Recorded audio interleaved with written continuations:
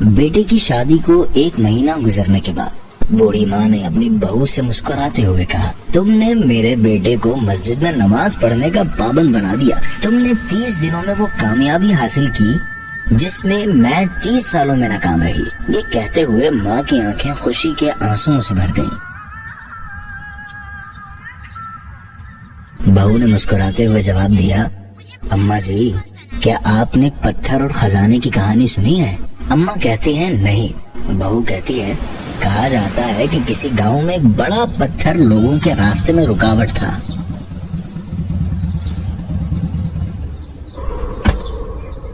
ایک آدمی نے اسے ہٹانے کی کوشش کی اور 99 بار کلہاڑی ماری، لیکن پتھر نہیں ٹوٹا۔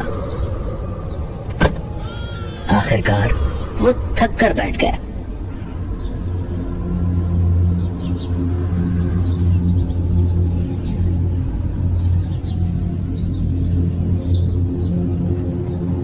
پھر ایک اور آدمی آیا اور اس نے ایک ہی وار میں پتھر توڑ دیا۔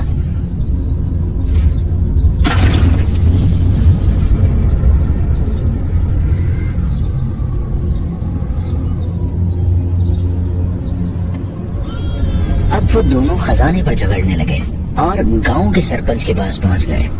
سرپنچ نے سچویشن سننے کے بعد کہا، پہلے آدمی کو خزانے کے 99 حصے ملیں گے اور جس نے آخری بار کلہاڑی چلائی اسے 1 حصہ، کیونکہ اگر پہلے آدمی کی 99 ضربیں نہ ہوتی تو پتھر کبھی نہ ٹوٹتا۔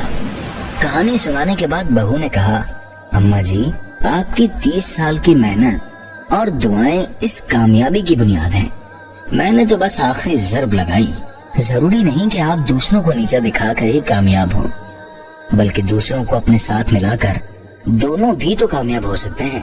اور بہت دفعہ ایسا ہوتا بھی ہے کہ مل کر کام کرنے کی وجہ سے ہی کامیابی ملی ہوتی ہے۔ اس طرح عاجزی و انکساری سے عزت میں کمی نہیں ہوتی، بلکہ سامنے والے کے دل میں عزت بڑھتی اور گھر بھی امن کا گہوارہ بنتا ہے۔ اللہ پاک کے آخری نبی صلی اللہ علیہ وآلہ وسلم نے ارشاد فرمایا، جو ہمارے چھوٹے پر رحم نہ کرے اور ہمارے بڑے کی عزت نہ پہچانے وہ ہم میں سے نہیں۔